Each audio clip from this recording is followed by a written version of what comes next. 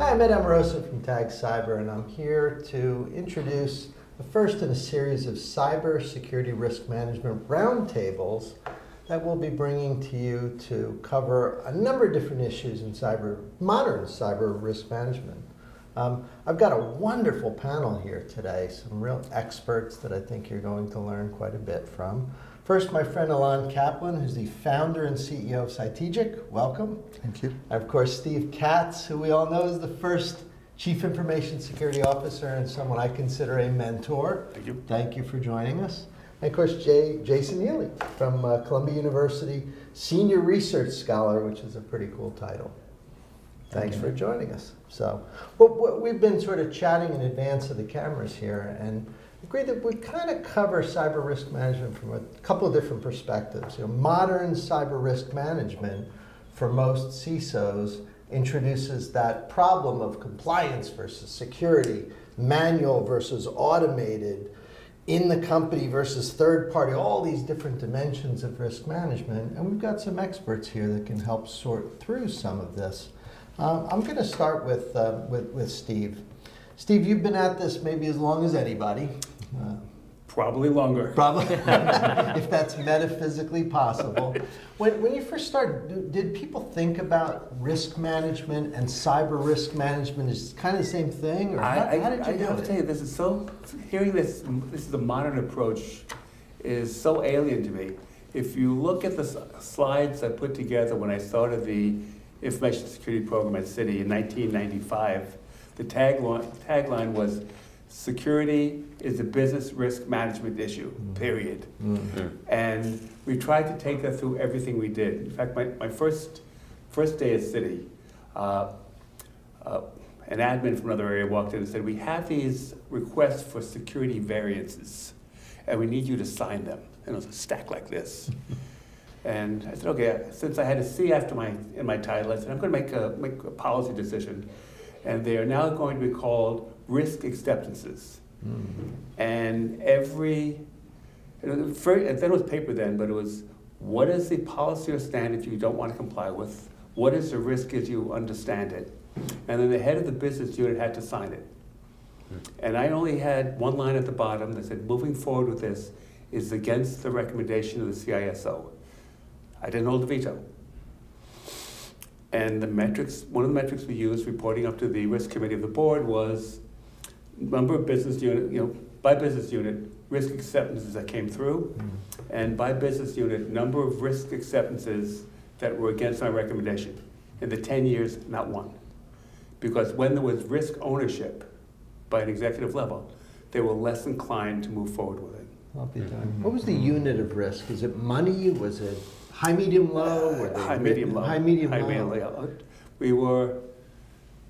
We didn't have anything sophisticated enough to come up with any numerical value. So everything was high, medium, low. Mm-hmm. And we felt that was about as good as we were going to get. I often felt when people start refining risk more and more, it's like multiplying 2 decimal positions by 2 decimal positions and saying you're now right to 4 decimal positions. Right. So we sort of kept it. We looked at the risk more of a compass rather than a clock. Yeah. And how is this risk compared to the risk someone else is taking on a high, medium, or low effort? That makes good sense. Jason, you've seen government, commercial, international. You're about as well traveled as anybody I know in these areas.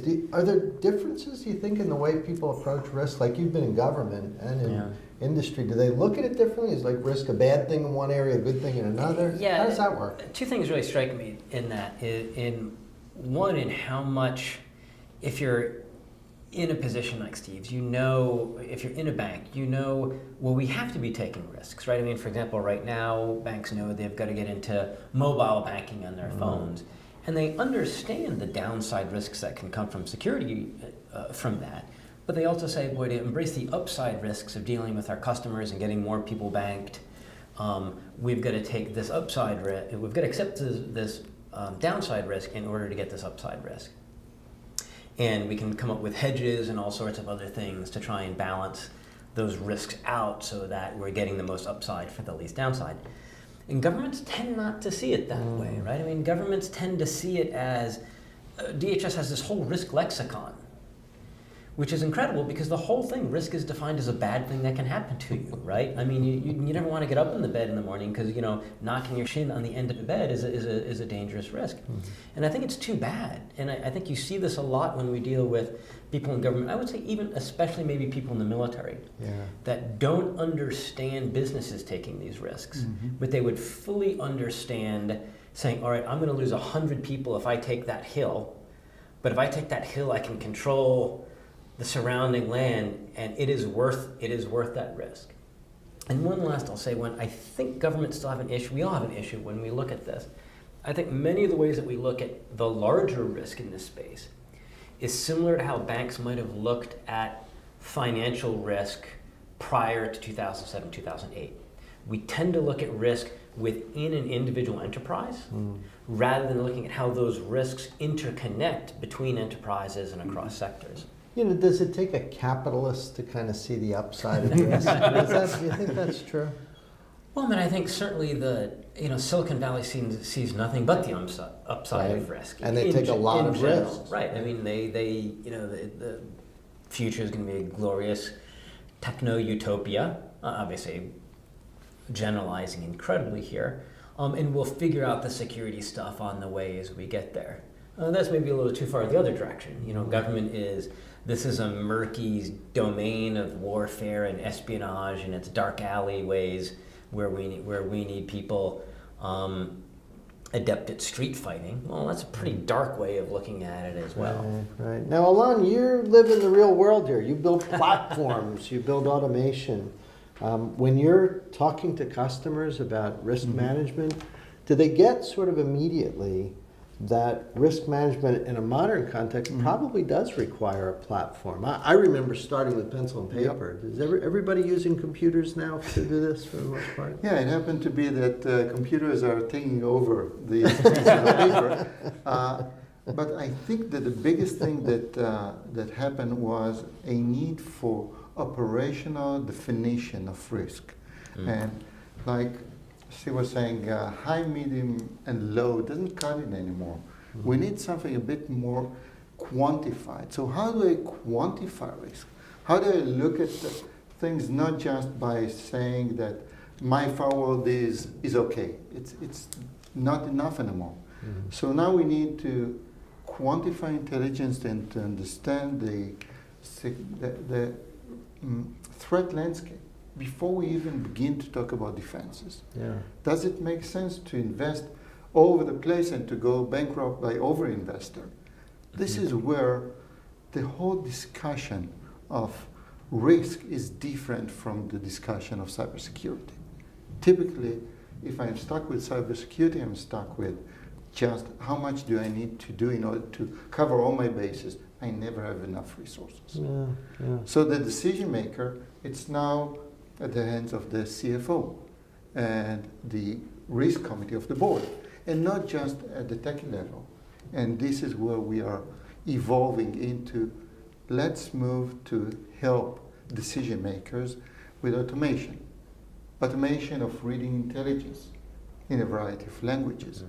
Automation in continuous monitoring, to go away from the term to continuous monitoring to something that is agile and quick and doesn't take you forever, because our business is totally evolving. So interfaces that I have today will be obsolete tomorrow. I need to constantly move. So this is where we begin to create the common denominator, which is the business impact and financial impact. One thing, go ahead, Jay. I think the whole thing is focusing on what is the impact. What is the potential impact of the company? The impact of the customer, the impact to employees, the impact in terms of shareholder value, and the impact of fines levied by the government. And I think that's probably, and it gets to be kind of a little murky because if you take a look at some of the recent breaches of the past couple of years, there has been minimal impact to shareholder value. There's been minimal impact in terms of loss of customer base, limited long-range financial impact, and the only financial impact you see is what you are paying for credit bureau monitoring and what you're paying for to help any of your customers become whole again. And the single largest financial impact tends to be the government fines, the regulatory fines. Well, it becomes more career impact for the people involved, right? Yeah. I mean, it's really Oh, just yeah. that. I think that's been about it, right? I mean, yeah. so why bother? If there's no impact to the firm, then why don't I just say, nah, we get hacked. It is you still have you need to manage the public relations effect of what took place. Right. Tylenol and Johnson & Johnson Tylenol Oh, stands out that's right. as the best example of how you manage Right. a breach of any kind. Yeah.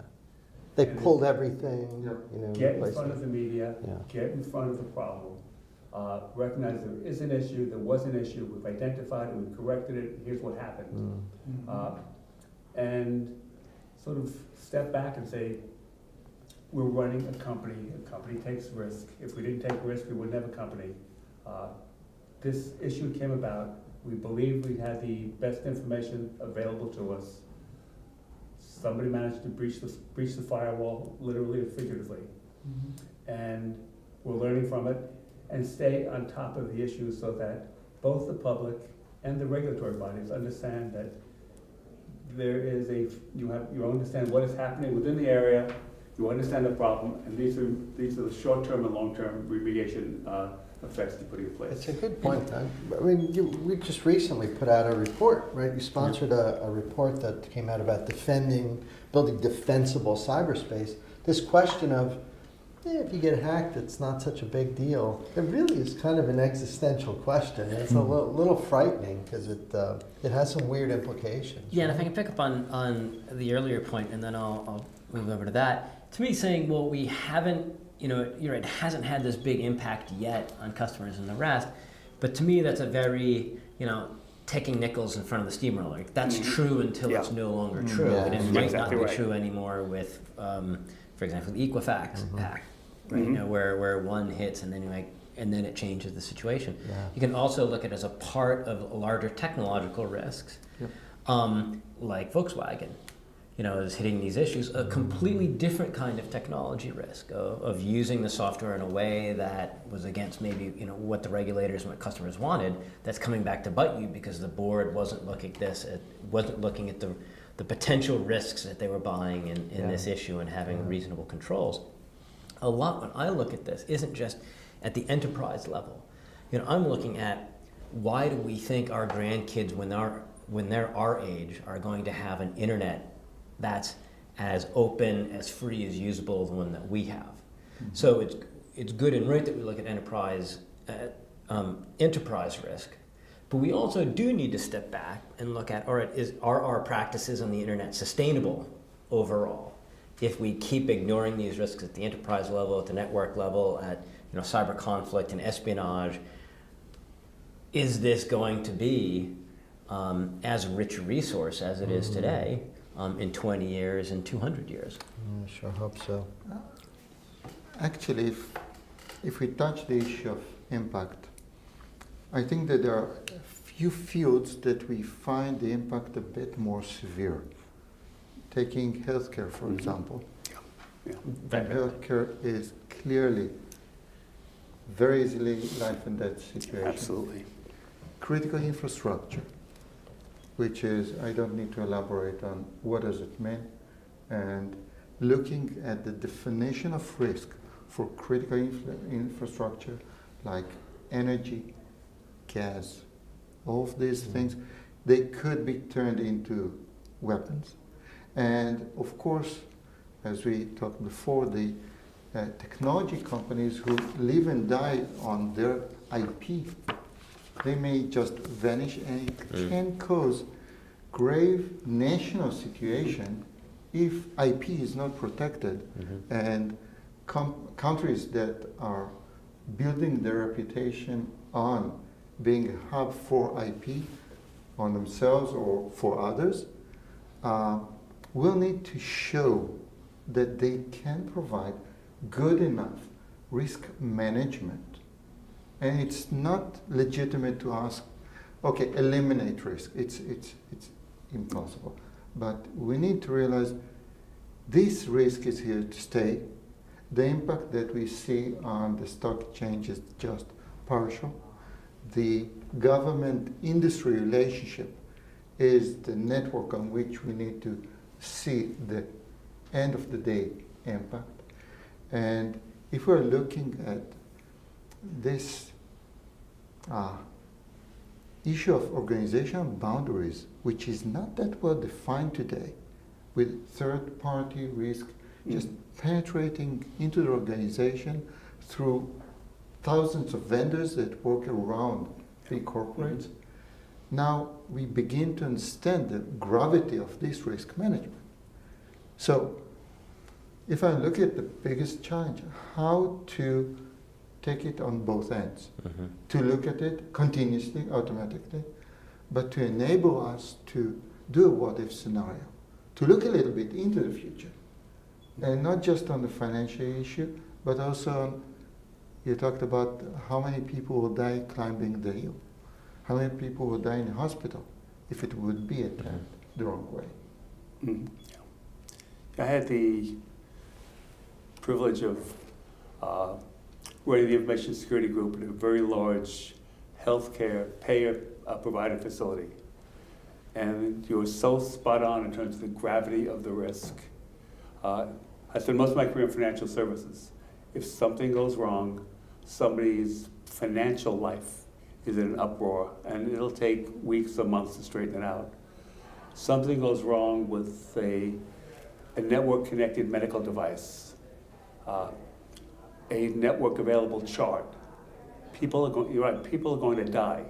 And you take something fundamentally simple as go to a pharmaceutical company's website, and you wind up seeing dosage instructions. Yes. On websites that may not be particularly, protected as you'd want, and just tweak the dosage. And now what? Do boards understand this? Like boards in hospitals and healthcare, do they get it? We were talking about this I'm before. not sure they do. There's such a tremendous need for boards to either educate their current crop of directors or find directors that are knowledgeable and not only information risk, but technology risk in general. Mm-hmm. The infrastructure of any company today is technology, and it's the equivalent of the nervous system of the body. Mm-hmm. You corrupt the nervous system of the body, you're going to die. You corrupt the technology of the enterprise, it is going to be horribly crippled, probably recover, may not.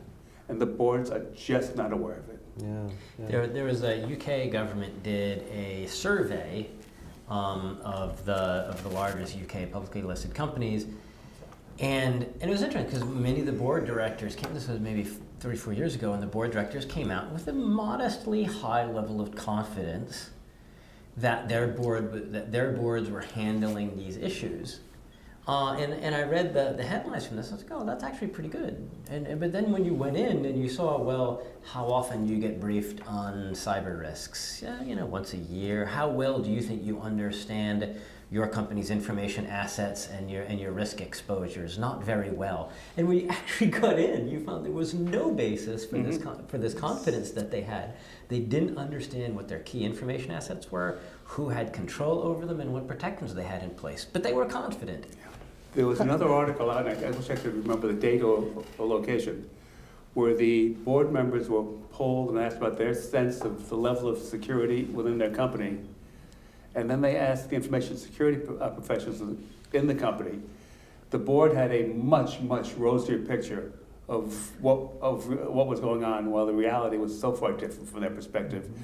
And the unfortunate part was there's nobody on the board who can ask the right questions at the time. Even if the security officer goes in, there's no one there asking the questions that have to be posed to him. Well, we are a pessimistic sort. Can I give one more example? Please, no. Because I'm a public policy guy, right? I mean, everything I'm doing is saying, what can we do? What's the smallest tweak we can do at public policy that's going to try and align this? And a lot of that goes down into the path of transparency we can talk about later. But one opportunity for this one came up when there was, I think it was one of the British firms came out with a survey where they were talking with deal makers, M&A deal makers, so the lawyers and the bankers that were involved in mergers and acquisitions.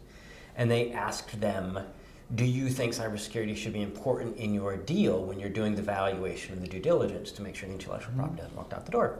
And something like 3/4 of them said, absolutely. Well, do you include that? And like only a third of them did.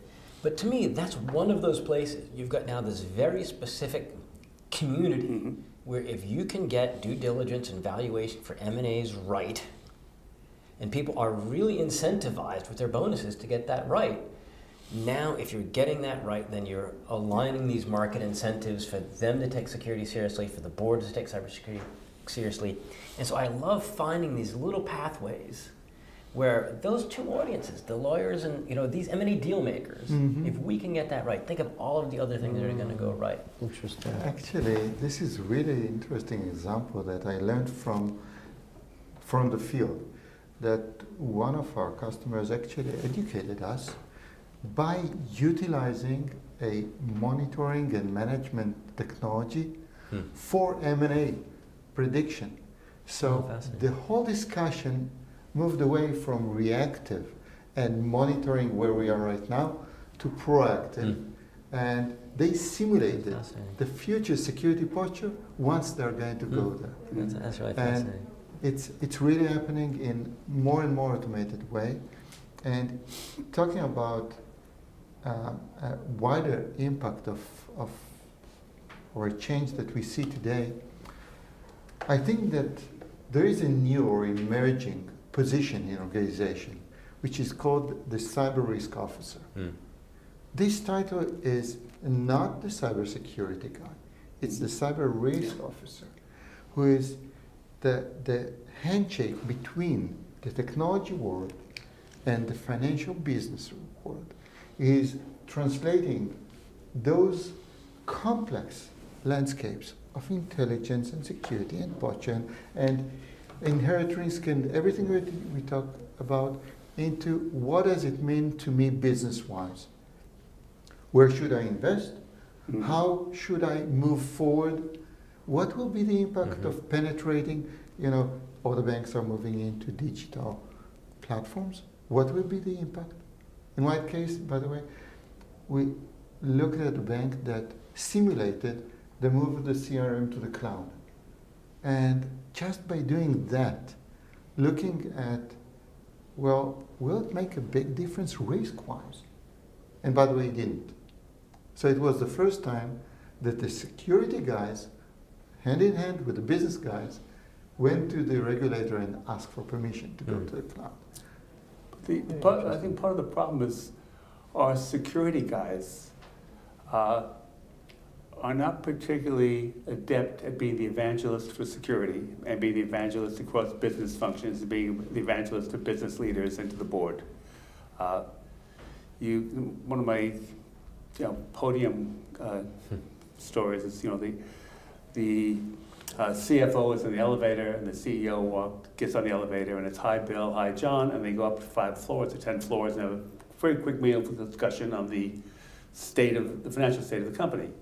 Same scenario, the CISO is on the elevator, the CEO comes on, the only thing the CISO wants to do is get off the elevator.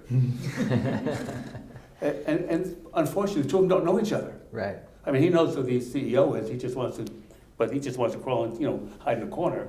The CEO has no idea who this other person is, and there is no meaningful discussion. Well, let's use that as kind of a closing point here for each of you. Does the CISO or CSO have to begin behaving more and acting more like an executive? Is that in some sense, at the root of this? That maybe part of our problems is that we promote the firewall administrator up to be the CISO, and then when we start talking about risk management, where a lot of us would say, this is a traditional discipline. Yeah, there's some differences, but this is not new.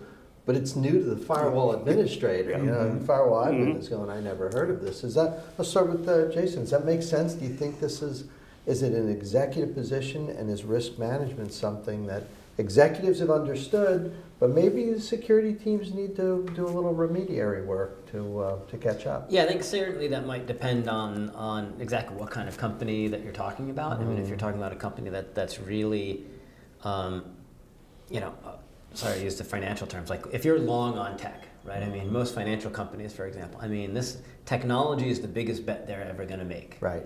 And so they're in those places, you can't easily separate the financial risk to the firm to the risk to the information technology. Yeah. And so certainly in those places, that makes sense, but it really starts from it really needs to be the board directors need to have their IT understanding to the previous point, and then the role of that CISO is going to notch in, I think, much more comfortably if the CEO and the board directors have that alignment. Sense. Steve, we'll go to you, and then Okay. we'll let Alon have the last word. Hopefully we'll see a bifurcation of responsibility. And I see to your point, the company needs to have the security risk or information risk executive who can go out there, speak to the board, speak to the business leaders, and I'm sort of getting rid of my old title and saying this person who's going to deal with the what and the why is the Chief Information Risk Officer. And then the person who's going to deal with the how will be the Chief Information Security Technology Officer, who will do the implementation. But you need that direct vector into the boardroom, into the executive suite. And it's not often that you find people who can combine both talents. If the company is lucky enough to have that, fantastic. It's better. Absolutely. But by and large, I've seen so few where you can have the two incredibly different skill sets in one body. Yeah, that's really interesting. It's a good point. Alon, what do you think? Does that make sense? Yeah, if I pick up on those two brilliant gentlemen, I think that the skill set is profoundly different. However, it's the right career move to the next level of executive level CISO. Mm-hmm. So we need to come up with, I believe, three things in order to make it actionable. One, very profound directive from the board on how risk officers should operate as the go-between. And the definition of a policy is the first step in this direction. Two, there is a need for the right training and support. You can't expect a guy coming from configuring firewalls to grow on his own the ability. And there is a need for training and at all levels, from academic level to operational level and on the job. And three, there is scarcity of tools. The fact that we took on ourselves this blue ocean of addressing the cyber risk officer or the information risk officer as a customer and to help him execute his job, because it's such huge challenge looking at all the complexity of this. So I think that by matching all those three, the right policy, the support and training, and provide the right tools, we'll go exactly to the direction that you defined. That's great. It's a very optimistic view. I have to. Startup is always being optimistic. Oh, good for you. Well, guys, I wish we could sit here all day and talk. You guys are so interesting. Jason, Steve, and Alon, thank you very much for Thank you. really fun discussion.